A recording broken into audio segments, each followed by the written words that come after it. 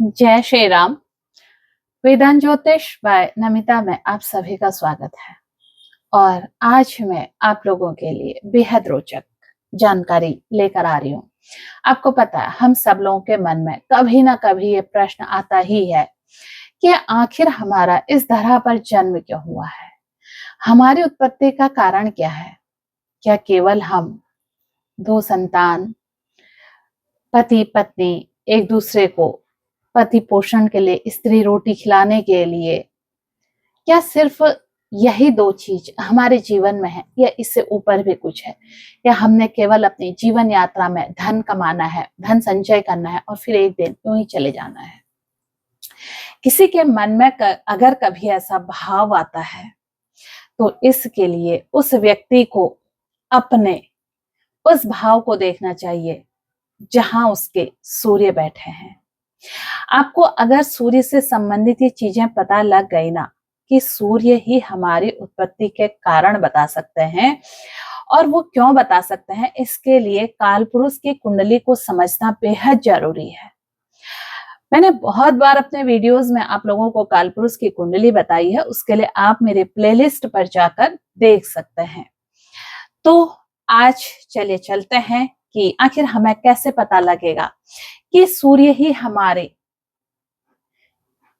उत्पत्ति के कारक क्यों हैं। आखिर क्या है ऐसा सूर्य में?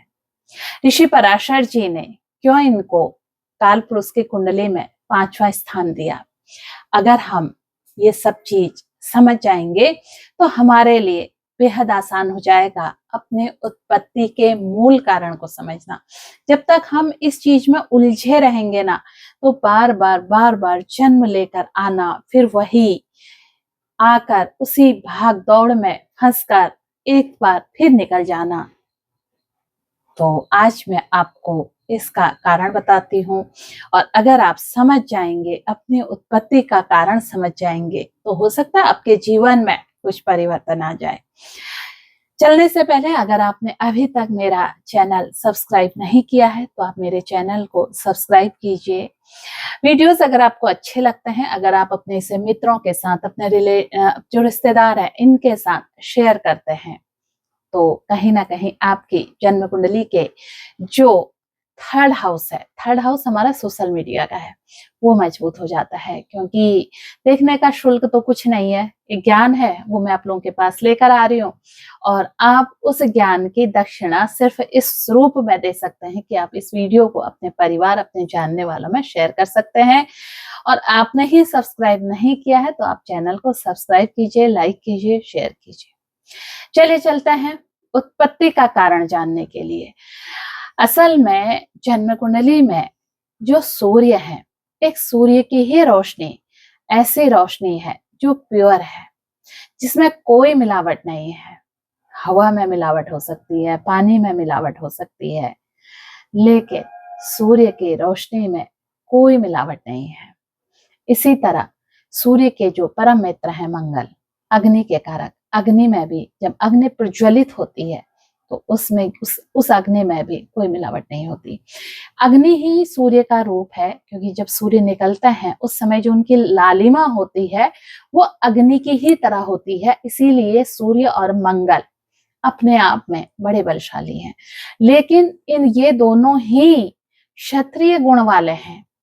अगर जन्म कुंडली में हम देखें, दोनों में क्षत्रिय गुण हैं, पर जो सूर्य को श्रेष्ठ क्षत्रिय का नाम दिया है वो इसलिए दिया है, इसमें सत्व गुण है। क्षत्रिय होने के साथ साथ ये क्या है, सत्व गुण लिए हुए हैं, यानी कि इसमें एक जो ब्राह्मण में गुण होता है ना, वो गुण भी इसके अंदर है।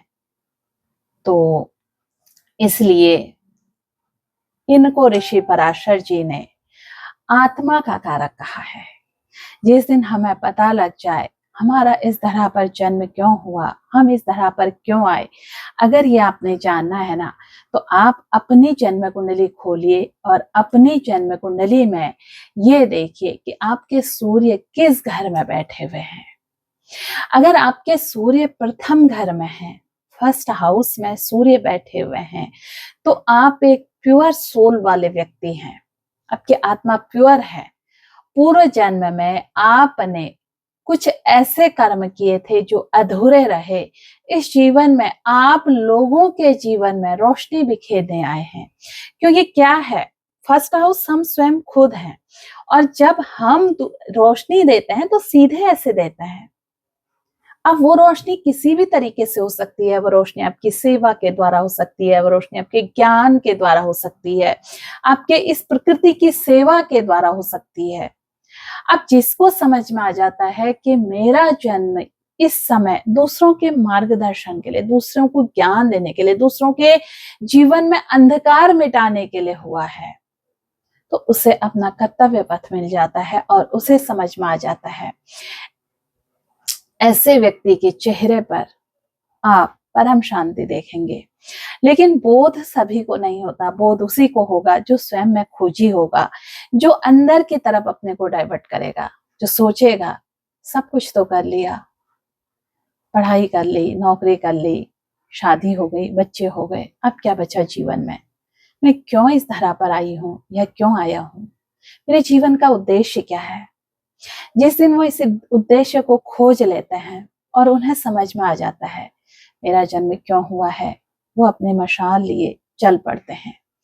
अब इसी के अपोजिट आपका सूर्य सप्तम में है, तो आपने पिछले जीवन में अपने जीवन साथी के साथ कुछ ना कुछ ऐसा व्यवहार किया होगा कि इस जीवन में आप सिर्फ अपने जीवन साथी के लिए भरण पोषण, उसके लिए व्यवस्थाएं करना, उनकी इन सब चीजों के लिए पूरा दिन आपका, यानी कि पूरे जो समय है वो आपका निकल जाएगा।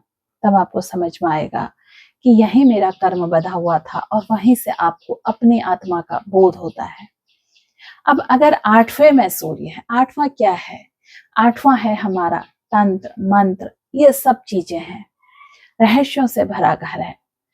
अब इसमें अगर सूर्य आपके आ गए तो ये आपकी आत्मा को जगाता है और एक रहस्य से भरी दुनिया में ले जाता है, जहां सब कुछ छुपा हुआ है, जहां अचानक आपको, जब आपकी चीजें अच्छी होने लग जाती हैं ना, तो आपको अचानक अच्छी अच्छी चीजें प्राप्त होने लगती हैं। वो ऐसी होती हैं कि वो आपको, आपके, जब आप इस प्रकृति की सेवा करते हैं तो वो आपको सहयोग करने लग जाते हैं। लेकिन जब तक आपको आत्मबोध नहीं होगा तो तब तक ये आपको रोग भी देगा, डिप्रेशन भी देगा। यहाँ का सूर्य आत्मबोध के बाद ही जागृत होता है। आत्मबोध हो गया तो ये आपको इस प्रकृति की सेवा करने के लिए जो भी इच्छाएं आपके मन में आएंगी सेवा भाव के लिए, वो प्राप्त करवा देता है। और अगर सूर्य आपके, अब मैं ये सब क्यों बता रही हूँ, अभी आप मेरे से पूछेंगे कि सूर्य ही क्यों है? मंगल भी तो हो सकता है, गुरु भी तो हो सकते हैं, ज्ञान के कारक तो गुरु हैं, वो भी तो हो सकते हैं। नहीं, इसलिए कि हमारा जो 5th हाउस है वो हमारे पूर्व पुण्य कर्मों का भाव है। पूर्व यानी कि पूर्व जन्म के पुण्य कर्मों का भाव है, और जब पूर्व जन्म के पुण्य कर्म है तो पुण्य का अपोजिट क्या है? पाप। तो पाप भी तो वहीं से जागृत होते हैं। तो हमारे जितने सारे पाप हैं, सूर्य बैठे हुए हैं, आओ मैं सब माफ करूंगा, मेरे शरण में आओ, मैं हर चीज तुम्हारी माफ कर दूंगा, तुम समर्पण तो करो। जिसने अपना समर्पण सूर्य देव को कर दिया उसके सारे पाप समूल नाश हो जाते हैं। लेकिन समर्पण ये नहीं है कि आपने एक लोटा जल उठाया और सूर्य देव को चढ़ा के नमस्ते करके चल दिए। समर्पण हृदय का है।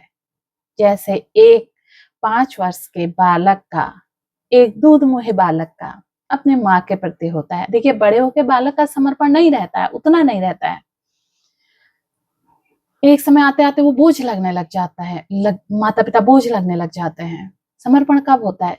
जब बच्चे को उसकी आवश्यकता होती है, और जब आवश्यकताएं पूर्ण होती हैं तो समर्पण खत्म हो जाता है। यही हमारे साथ निजी जीवन में भी होता है।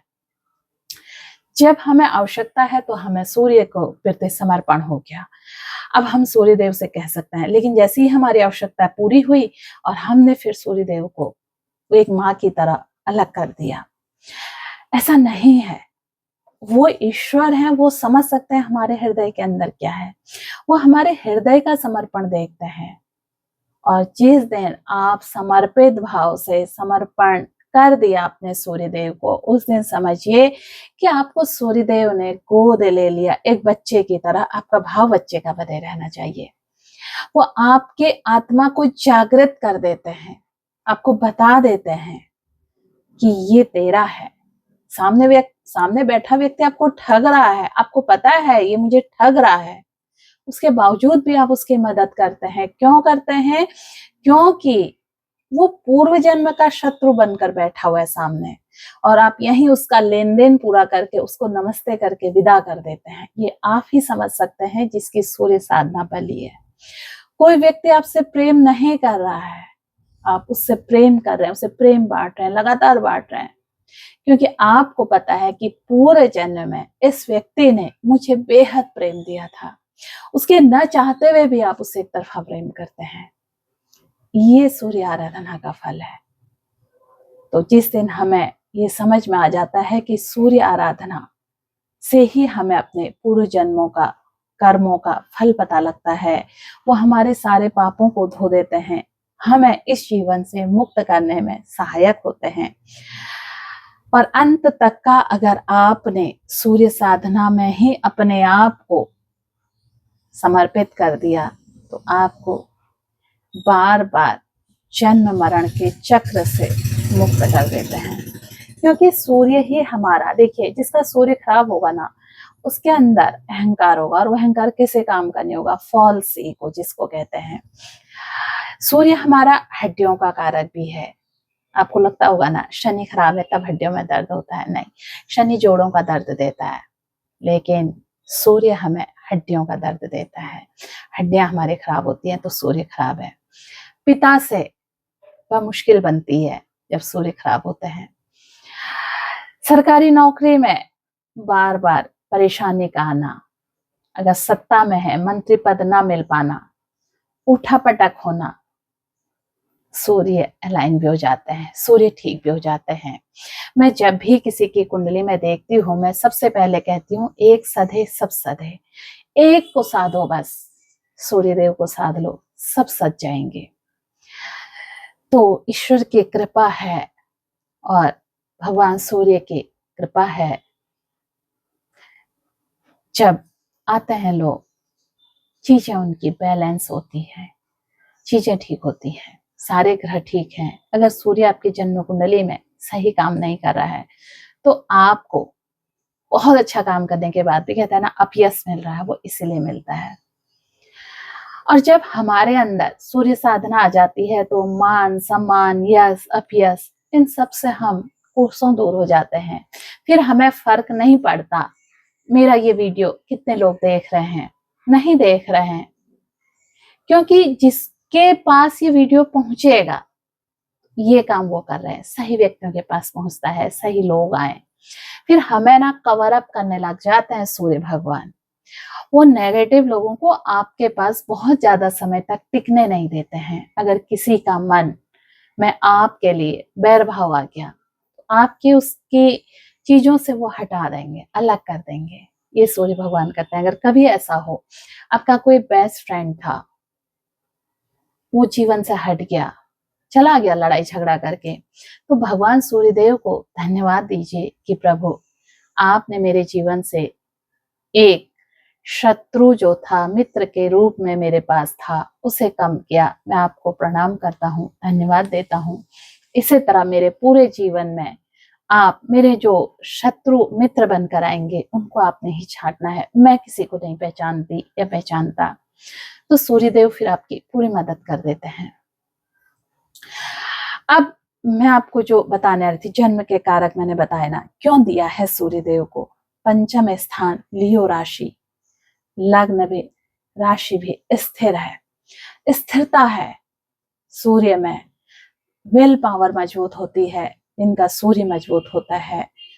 जीवन में ये अगर ठान लें, आज अगर ये ठान लें कि मुझे उस पद तक जाना है, कोई ताकत नहीं है जो इन्हें हरा दे।